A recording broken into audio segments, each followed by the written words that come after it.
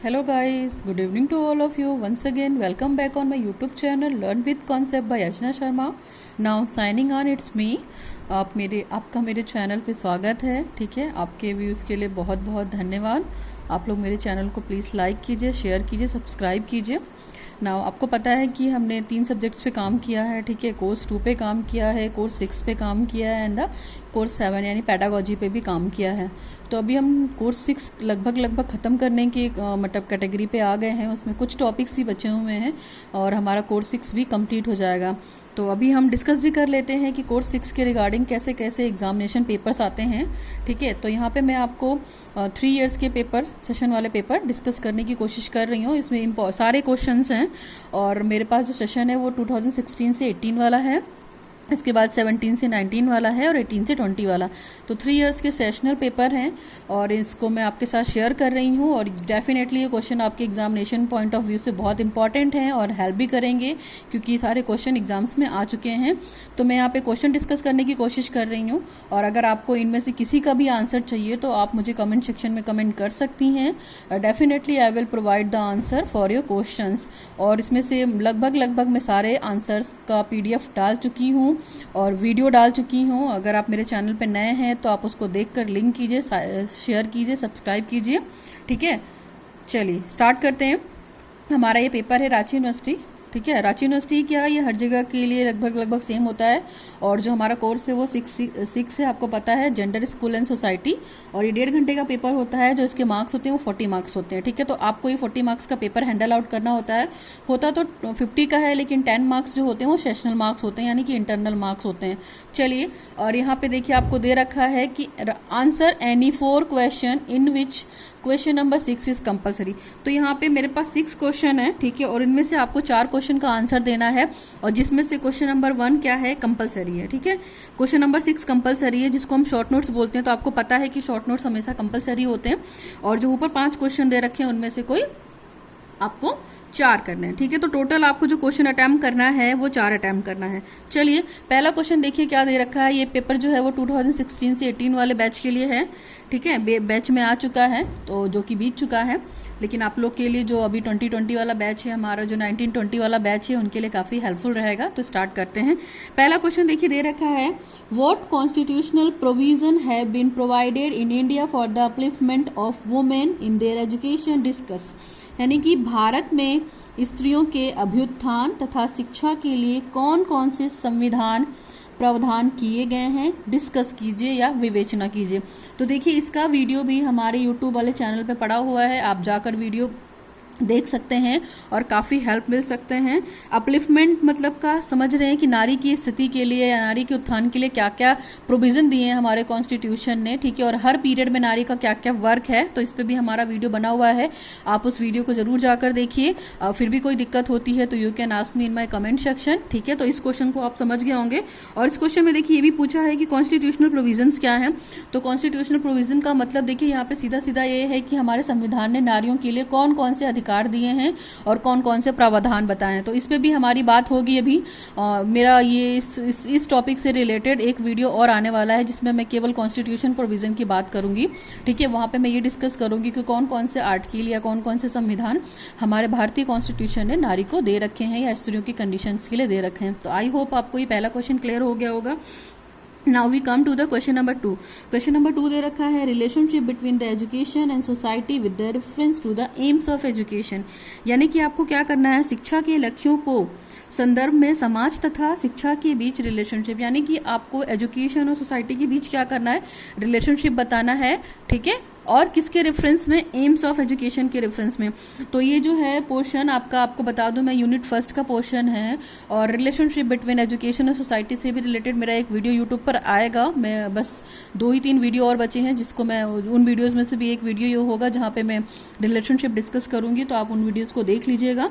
Okay, और इस video में कोई दिक्कत नहीं है, दोनों के बीच का रिलेशनशिप बताना है. सोसाइटी क्या है, एजुकेशन क्या है और कैसे एक दूसरे को रिलेट करती हैं और दोनों का इम्पैक्ट क्या है. तो इसके बारे में हम इसी से बात करेंगे. चलिए, we come to the question number 3. Question number 3 दे रखा है, discuss the role of schooling in removing gender inequality. यानी कि लैंगिक असमानता दूर करने में विद्यालय की भूमिका की विवेचना कीजिए. तो देखिए, फैमिली यहाँ पे जो पूछ रखा है स्कूल का रोल पूछ रखा है, यानी कि जेंडर इनइक्वालिटी में स्कूल का रोल पूछा है। तो स्कूल मैंने यहाँ पे डिटेल में करा रखा है, मेरे यूट्यूब वाले चैनल पे आप जाइए और स्कूल कम्युनिटी के नाम से स्कूल करा रखा है मैंने, फैमिली करा रखा है, सारी कम्युनिटी करा रखी हैं, सारी एजेंसीज भी करा रखी हैं जेंडर इनइक्वालिटी से रिलेटेड। तो आप ये वीडियो देखिए, आपको हेल्प मिलेगा। ठीक है, मतलब लैंगिक असमानता दूर करने में विद्यालय का क्या रोल है, तो मैंने स्कूल पूरा डिटेल में करा रखा है, आप वहाँ से इसका आंसर देख सकते हैं। नेक्स्ट है हमारा discuss the role of law and state I meeting the challenges of gender discrimination, यानी कि लिंग विभेद की चुनौतियों को दूर करने में कानून और राज्य की भूमिका क्या है।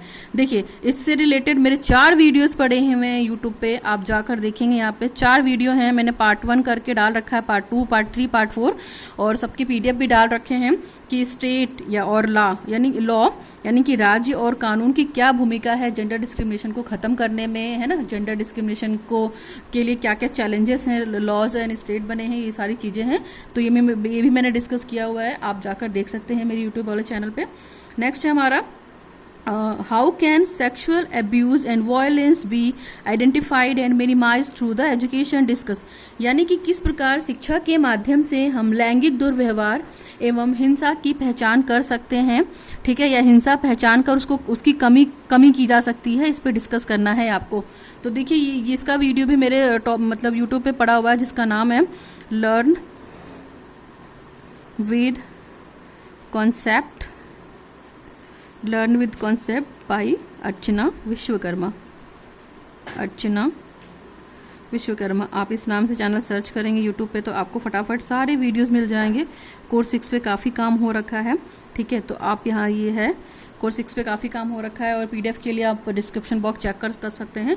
और ये जो आंसर है ये तो बिल्कुल एज इट इज़ पड़ा हुआ है इसका PDF, और जो थंबनेल पे टॉपिक लिखा हुआ है पूरा यही लिखा हुआ है कि सेक्सुअल अब्यूज़ क्या है, यानी कि लैंगिक दुर्व्यवहार क्या है, उसको आप कैसे आइडेंटिफाई कर सकते हैं और आइडेंटिफाई करके उसको रेक्यूज़ कैसे कर सकते हैं, उसको कैसे बचाव कर सकते हैं। तो इसमें भी आपको दिक्कत नहीं होगी। चलिए, आपके ये पूरे 5 क्वेश्चन डिस्कस हो गए हैं और इन 5 क्वेश्चन के आंसर लगभग आपको मिल गए हैं। ठीक, अभी हम बात करते हैं क्वेश्चन नंबर 6 की। तो इसमें दे रखा है right the short notes on any 2 of following. तो यहाँ पे आपको 4 शॉर्ट नोट्स दे रखे हैं। ठीक है, और उनमें से आपको 2 करना है। ठीक है, चलिए, पहला दे रखा है difference between the sex and gender. इसका वीडियो भी आपको मेरे यूट्यूब पे मिल जाएगा। सेक्स और जेंडर में क्या रिलेशनशिप है, दोनों को अलग अलग डिफाइन किया हुआ है, आपको कोई दिक्कत नहीं होगी, आप आराम से शॉर्ट नोट्स कर सकते हैं। ठीक है, और PDF भी मिल जाएगा आपको। दूसरा दे रखा है सेक्सुअल हैरेसमेंट सेल। देखिए, सेक्सुअल हैरेसमेंट सेल की रिगार्डिंग भी जेंडर वाले पेपर से आप पढ़ सकते हैं, कोर्स 2 से पढ़ सकते हैं। मैंने जेंडर के सारे कॉन्सेप्ट क्लियर कर दिए हैं।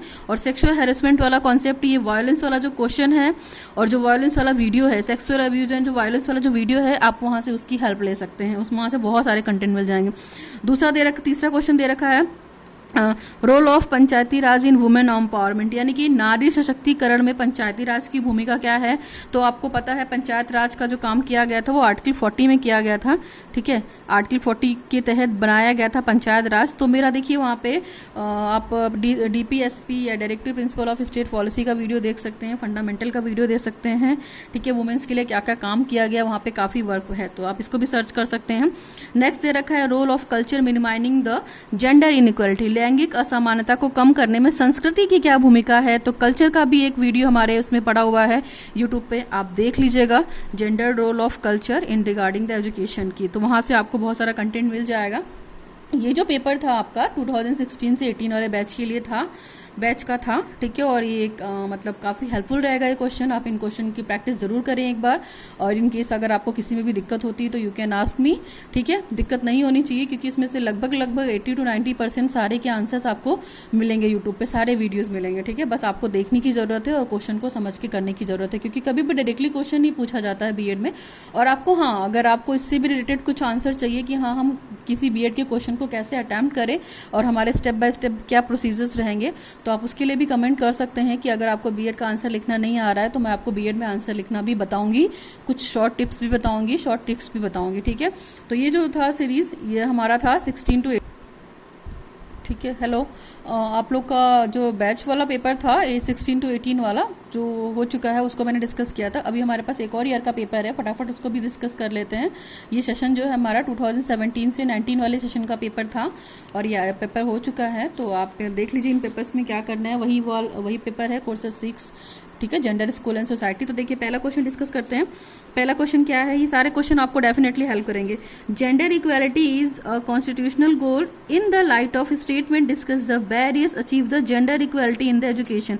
देखिए जेंडर इक्वालिटी, जेंडर पे बहुत सारी बात की है मैंने, आप जेंडर की वीडियोस को देखिए और जेंडर पे भी थोड़ा सा वर्क कल चल भी रहा है।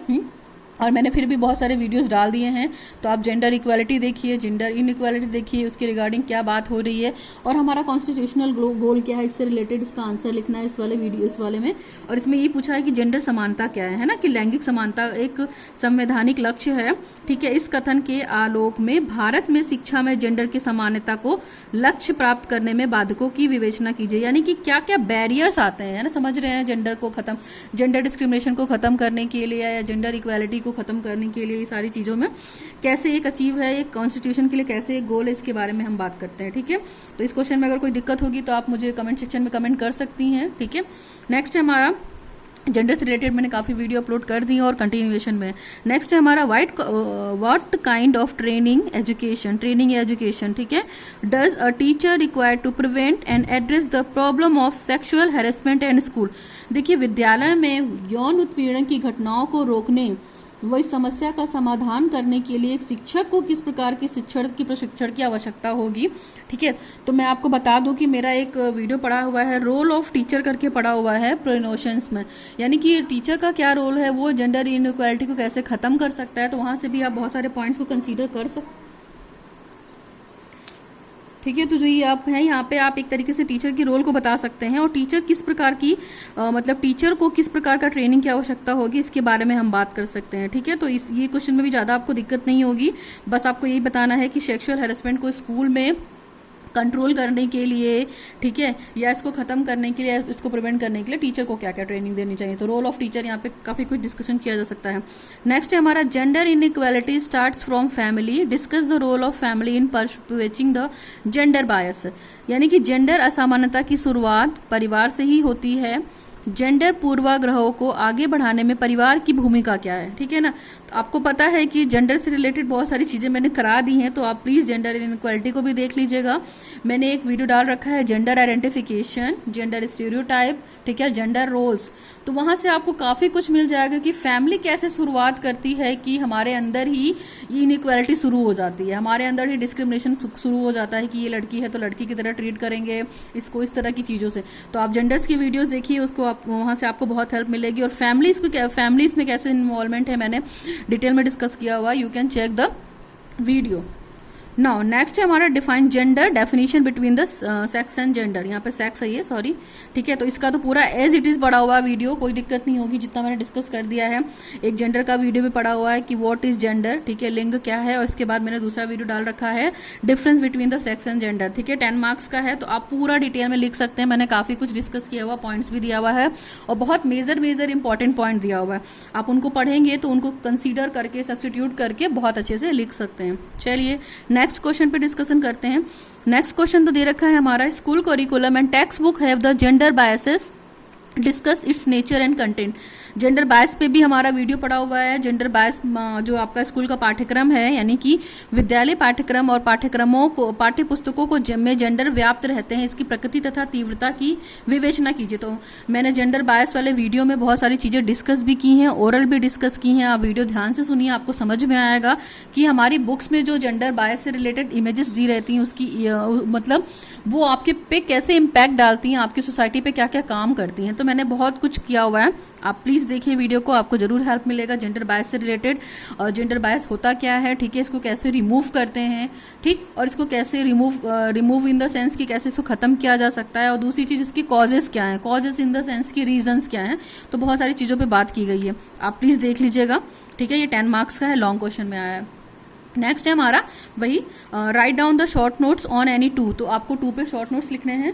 और पहला जो दे रखा है इसमें what is the gender bias and gender stereotyping, देखिए दोनों पे काम हुआ है। जेंडर स्टीरियोटाइप का भी एक वीडियो पड़ा हुआ है और जेंडर बायस का भी वीडियो पड़ा हुआ है, प्लीज आप उसे देख लीजिएगा, जेंडर पूर्वाग्रह या जेंडर रूढ़िवादिता। लेकिन दोनों डिफरेंस है, दोनों में डिफरेंसेस हैं, ये जेंडर बायस और जेंडर स्टीरियोटाइप सेम नहीं है, दोनों को थोड़ा थोड़ा डिफाइन करना पड़ेगा। नेक्स्ट दे रखा है state government efforts the promote to the girls education, state government के एफर्ट को बताना है कि वो गर्ल्स एजुकेशन के लिए क्या कर रही है। तो आपको पता है कि गर्ल्स एजुकेशन के लिए ही क्यों हमारे यहाँ हर तरह से बात की जा रही है कि हमारे गवर्नमेंट ने कैसे कैसे स्कीम बना रखे हैं, कैसे कैसे प्लान बना रखे हैं स्पेशली गर्ल्स के लिए, उनके लिए रिजर्वेशन भी कर रखा है, ठीक है। अगर वो रूरल एरिया की हैं, SC ST के लिए हैं, तो इन सब पे भी बात की हुई है। यहाँ पे आपको रोल लिखना है। नेक्स्ट है हमारा role of teacher in creating the gender equal classroom, ठीक है। जेंडर इक्वल क्लासरूम में कि टीचर कैसे एक काम कर सकता है gender equal classroom. Gender equal classroom में कि अगर एक टीचर की क्लास में लड़का और लड़की दोनों पढ़ रहे हैं तो वो कैसे दोनों को इक्वली कंसीडर करके अपने टॉपिक को पढ़ा सकता है, इसका ये मतलब है। तो यहाँ पे आपको आराम से आप इन सब चीज़ों पे लिख सकते हैं क्योंकि काफ़ी बात की जा चुकी है जेंडर पे। और देखिए बीएड में कभी भी डायरेक्टली क्वेश्चन नहीं आ सकता है कि आप एज इट इज उठाएं क्वेश्चन और उसका आंसर दे दें। आपको पूरा पूरा टॉपिक पढ़ाया जा चुका है, तो आपको आना चाहिए कि आपको कैसे पॉइंट्स को कैच आउट करना है और कैसे करके वहाँ पे लिखना है, ठीक है। आप इस पॉइंट्स में बहुत अच्छा लिख सकते हैं क्योंकि रोल ऑफ टीचर पे बहुत सारी बात हो चुकी है, 2-3 वीडियो पड़े हुए हैं रोल ऑफ टीचर पे, ठीक है। तो आप वहाँ से भी पॉइंट को कैच आउट कर सकते हैं कि टीचर का क्या रोल है, ठीक है, और टीचर अपने क्लासरूम में जेंडर इक्वलिटी कैसे ला सकती है। नाउ नेक्स्ट क्वेश्चन है role of media in objectification of female body. हमने इस पर भी बात की हुई है, ऑब्जेक्टिफिकेशन पे एक लॉन्ग क्वेश्चन भी डिस्कस किया हुआ और एक लॉन्ग क्वेश्चन का वीडियो भी पड़ा हुआ है, आप देखिए प्लीज। महिला शरीर के वस्तुकरण में मीडिया की क्या भूमिका है, ठीक है। तो जेंडर ऑब्जेक्टिफिकेशन क्या होता है, मीडिया में क्या हेल्प करती है और मीडिया का रोल क्या है, तो मास मीडिया से रिलेटेड भी पूरा एक वीडियो पड़ा हुआ है, प्लीज़ आप देखिए और आप आपको प्रिपेयर करिए कि इन क्वेश्चंस को हम कैसे सॉर्ट आउट कर सकते हैं। फिर भी इन केस कोई दिक्कत होती है तो मैं हूँ यहाँ पे बिल्कुल आपके लिए ही हूँ और आप अपने डाउट्स को पूछ सकते हैं कमेंट सेक्शन में। और प्लीज़ कमेंट करेंगे तो मेरे को भी थोड़ा आइडिया लगेगा कि आपने देखा है तो आपको क्या चीज़ समझ में नहीं आई है, उस पर ज़रूर काम किया जाएगा। ऐसा नहीं है कि कमेंट केवल मैं अपने फेमस होने के लिए या मतलब अपनी खुशी के लिए बोल रही हूँ आपको, ऐसा कुछ नहीं है, ठीक है। तो ये पेपर था हमारा 2017 to 19 वाले बैच का और ये पेपर भी बहुत अच्छा पेपर है, ठीक है। और बहुत सारे इंपॉर्टेंट क्वेश्चन से कहीं ना कहीं कोर्स 6 को पूरा कंप्लीट करते हैं और इनमें से भी कोई भी क्वेश्चन नहीं बचा है जिसका वीडियो मैंने अपने यूट्यूब पे नहीं डाला हुआ है। बस हाँ, क्वेश्चन यहाँ पे घुमा के पूछा गया और इसीलिए मैंने पूरा पढ़ाया हुआ है कंटेंट कि आप सभी को दिक्कत ना हो। तो आई होप आपको ये पेपर भी क्लियर हुआ होगा। चलिए अगला पेपर भी डिस्कस